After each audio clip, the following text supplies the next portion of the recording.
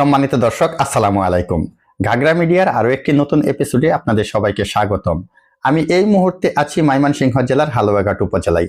আজ আমি আপনাদেরকে এই এলাকার কিছু সোনালী ফসল, কৃষি পণ্য চাষাবাদ এবং বিভিন্ন সবজি চাষ ঘুরে ঘুরে দেখাবো।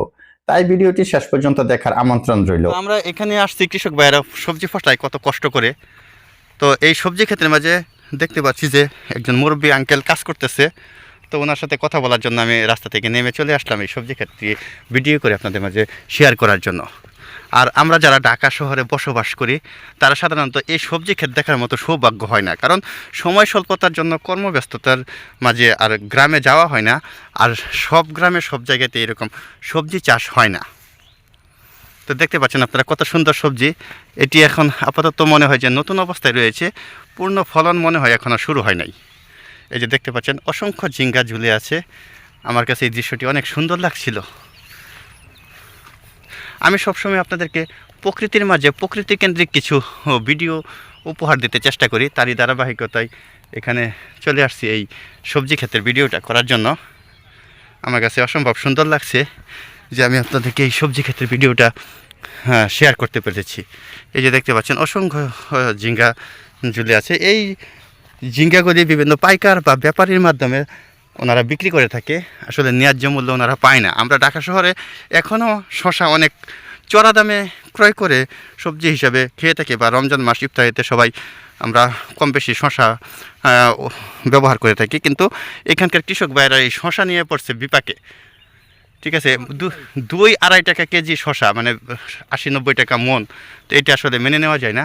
তো এখানে যে কাকা, এখানকার কৃষক, উনি এই সবজি চাষ করেছে। কাকা আসসালামু আলাইকুম। ওয়ালাইকুম সালাম। কাকা ভালো আছেন? বসেন কাকা। আল্লাহ রাখছে ভালোই। আপনার এখানে কতটুকু জায়গা এরকম ঝিঙ্গা চাষ করেছেন? আমাদের 60% বাড়ি। 60%? হ্যাঁ, আচ্ছা, 60% মাটি হলে আপনার 12 কাঠা। 12 কাঠা। আচ্ছা আচ্ছা আচ্ছা, এখানে 5 শতক 1 কাঠা, তাই না? হ্যাঁ। তো এখানে যে সবজি চাষ করেছেন এটা কি মানে পর্যাপ্ত মানে বিক্রির সম্ভাবনা আছে সামনে, তাই না? হ্যাঁ, বেচার লাগি তো না, এটা আমরা আচ্ছা, করব কি? এখন বর্তমানে এই ঝিঙ্গা বাজার দর কত করে মন আছে? জিঙ্গার বাজার দর হ্যাঁ, মনে করেন ঈদের প্রথম রোজার সময় তো আর হইছে না, কয়েকশো রয়েছে আর কি। আচ্ছা আচ্ছা ওই বেলা 1500-1600 টাকা মন আছে। আচ্ছা, অনফনি 400-500 এই ঝিঙ্গার কি মণ। 400 টাকা মন হলে 10 টাকা কেজি মাত্র। 10 টাকা কেজি। তা এটা অথচ আমরা পুষতেছে না। অবশ্য চাচা ই হইতো, আমি 5 কাঠা 25% মাটি শশা করছিলাম। অবশ্য আমার লাভ আছে। আচ্ছা, আমার লাভের কথা রইল কি, আমি শশাটা একটু আগে লাগাইছিলাম। মানে বাজার মূল্য যখন চড়া ছিল তখন বিক্রি করতে পারছেন। এখন আমার শশা ক্ষেত মরে গেছে, মানে 70-75 হাজার টাকা বিক্রি হয়েছে। এই খরচ হয়েছিল কত টাকা?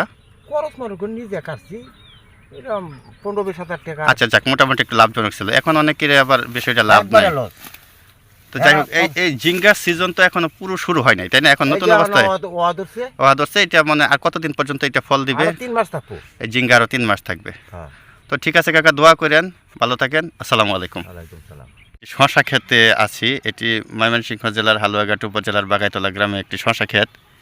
এই ক্ষেতে প্রচুর শশা। এরকম এই এলাকায় বহু কৃষকগণ শশা চাষ করেছে। আসলে শশা ক্ষেত দেখতে খুবই সুন্দর লাগে আমার কাছে। সবচেয়ে আশ্চর্যের বিষয় হলো এই শশাগুলি এখানে মাত্র 60 থেকে 70 টাকা মন, 80 টাকা মন বিক্রি হচ্ছে। এটা খুবই দুঃখজনক বিষয়। এখানে একটি ব্রিজের যে রেলিং রয়েছে, আমরা এই রেলিংয়ের উপরে বসে আছি। আসলে এখান থেকে যে কৃষি বিপ্লব, এখানকার কৃষক ভাইয়েরা যে ফসল চাষ করছে, এই দৃশ্যটি আমার কাছে অনেক মনোমুগ্ধকর লেগেছে, যার জন্য আমি এখানে একটু বসে বিশ্রাম নিতে বাধ্য হচ্ছি এই প্রকৃতির প্রেমে পড়ে। এই যে দেখতে পাচ্ছেন আপনারা, চারদিকে শুধু সবুজ আর সবুজ ধান ক্ষেত। এবার মনে হচ্ছে যে এলাকার ধানের ফলন মোটামুটি বাম্পার ফলন হবে। কিছু কিছু জমিতে ধানের ছড়া বের হয়েছে, যেটি আসলে অনেক সুন্দর লাগছিল। হয়তোবা এই কিছুদিন পরে এখানে ধান পাকা শুরু হয়ে যাবে। এই যে দেখতে পাচ্ছেন সবুজ ধান ক্ষেত্রের পাশের দৃশ্যগুলি অনেক ভালো লাগছিল। আর আমরা এখানে একটি যে মেঠো রাস্তায়, যে এই রাস্তা দিয়ে আমরা একটু আগে হেঁটে এসেছি। আর এখানে এই যে দেখতে পাচ্ছেন যে চারদিকে ফসলি মাঠ। এখানে আসলে এখানকার দৃশ্যটি আসলে ভাষায় বোঝানো যাবে না, খুবই সুন্দর এবং চমৎকার লাগছিল। আমরা ঠিক একটি মাঝামাঝি জায়গায় একটি ব্রিজের রেলিংয়ের উপরে বসে আছি। চমৎকার সুন্দর দৃশ্য। আর এখানে এই যে আমরা এই গাছের ছায়া, এই ছায়ার মাঝে বসে বিশ্রাম নিচ্ছি। আমি সবসময় প্রকৃতি কেন্দ্রিক ভিডিও ধারণ করে আপনাদেরকে উপহার দিতে চেষ্টা করি। আপনারা সবাই যদি সাপোর্ট করেন, ইনশাল্লাহ আপনাদের জন্য আরও সুন্দর সুন্দর ভিডিও নিয়ে আসবো আগামীতে। তো এই ধান ক্ষেতটি দেখতে কেমন লাগলো সবাই একটু কমেন্ট করে জানাবেন। আমাদের সামনে যে উঁচু টিলাগুলি দেখতে পাচ্ছেন, এটি আসলে বাংলাদেশি পাহাড়ি এলাকা। এই যে দেখতে পাচ্ছেন আমরা আমাদের গন্তব্য এখানে, আমরা কিছুক্ষণের ভিতরে এখানে পৌঁছে যাব।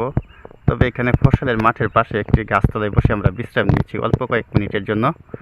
তো যাত্রা বিরতিতে এই দৃশ্যটি আমার কাছে অনেক ভালো লাগলো, যার জন্য আপনাদের সাথে শেয়ার করলাম। এই যে আপনারা দেখতে পাচ্ছেন, এই যে বর্ডার রোড দিয়ে একজন চলাচল করতেছে। এই বর্ডার রোডের ওই পারে রয়েছে এই যে উঁচু যে টিলাগুলি দেখা যাচ্ছে, এটি মূলত বাংলাদেশি পাহাড় এবং বাংলাদেশি টিলা। এর ওপারে অনেক মানে ইন্ডিয়ান উঁচু উঁচু পাহাড় রয়েছে, ওইগুলি আমরা হয়তো বা ওই পর্যন্ত যাওয়া সম্ভব হবে না, যেহেতু আন্তর্জাতিক সীমানা রয়েছে। তো অপেক্ষা করুন, আমরা ওই পাহাড় পর্যন্ত যেয়ে আপনাদেরকে ওই বনাঞ্চলটা দেখাতে চেষ্টা করব।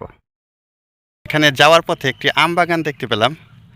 আমে মুকুল ধরার পর, মুকুল ঝরে পড়ার পরে কিছু আমের মানে ছোট্ট ছোট্ট আম ঝুলে আছে, দৃশ্যটি দেখার জন্য আমি এই আম বাগানের ভিতরে প্রবেশ করলাম। অসংখ্য আমের গাছ রয়েছে এখানে, যে দেখতে পাচ্ছেন ছোট ছোট আম ধরে আছে গাছের মাঝে, আবার কিছু গাছে এখানে মুকুল রয়েছে। তো আমের চারাগুলি খুব বেশি একটা বড় নয়। তো এখানে স্থানীয় একজনের সাথে কথা বলে জানতে পারলাম যে এই চারা গাছে নাকি আরও 2 বছর আগে থেকেই আম ধরছে। এইটি আসলে কোন জাতের আম সেটি অবশ্য আমি জানি না, বা আমি বলতে পারবো না। এখানে আসলে এই বিষয়ে আমার কোনো ধারণা নেই। তারপরেও বিষয়টি আপনাদের সাথে শেয়ার করার জন্য ভিডিও করলাম। আশা করি আপনাদের কাছে ভালো লাগবে। দেখতে পাচ্ছেন এখানে প্রতিটা গাছেই আমের মুকুল এবং আমের ফল চলে এসেছে। এই যে দেখতে পাচ্ছেন এখানে এই গাছটিতেও প্রচুর পরিমাণে আম রয়েছে।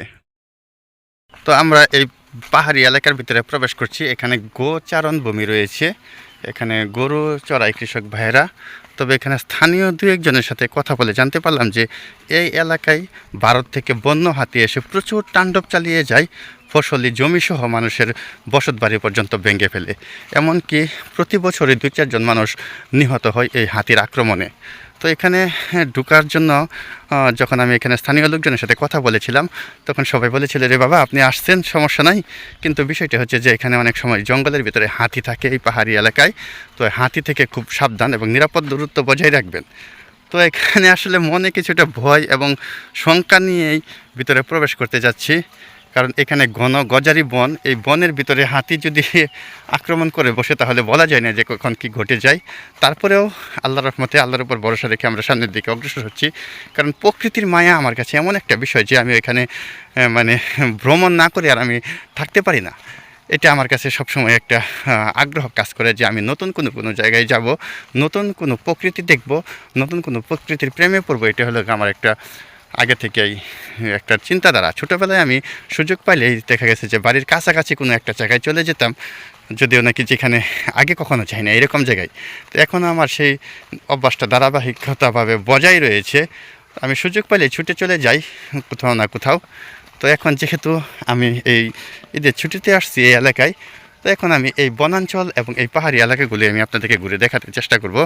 তো দেখা যাক আমি কতটুকু পর্যন্ত যেতে পারি। এবং আমার খুব কাছাকাছি দূরত্বে রয়েছে ভারত বাংলাদেশ আন্তর্জাতিক সীমানা।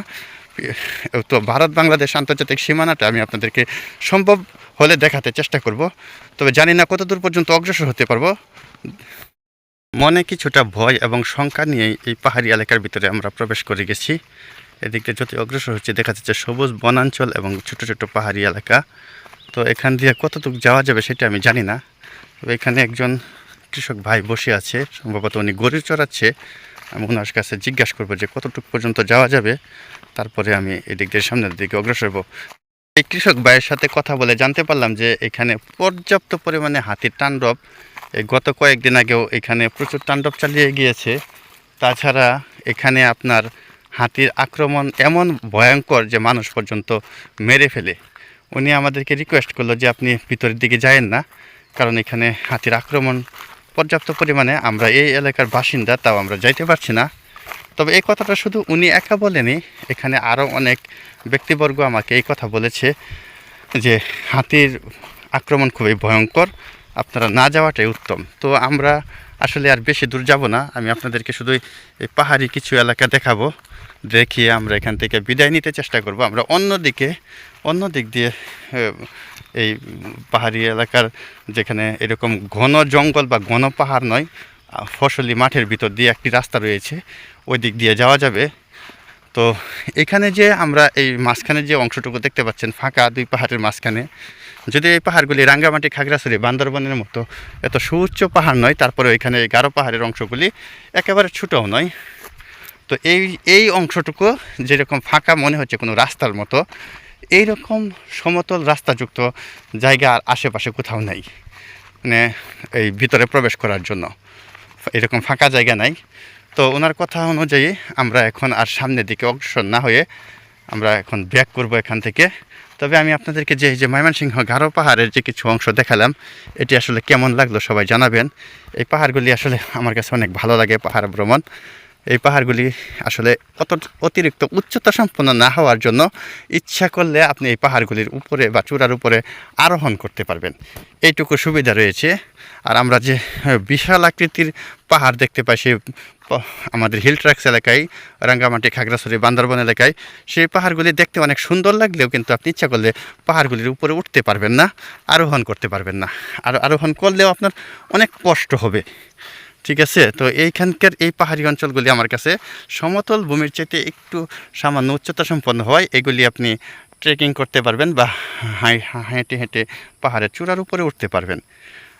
তো এই ভিডিওটি কেমন লাগলো অবশ্যই লাইক কমেন্ট করে জানাবেন। তো এই পর্যন্ত সবাই ভালো থাকুন, সুস্থ থাকুন, সুন্দর থাকুন, নিরাপদে থাকুন। আজকের মতো বিদায় নিচ্ছি। আসসালামু আলাইকুম।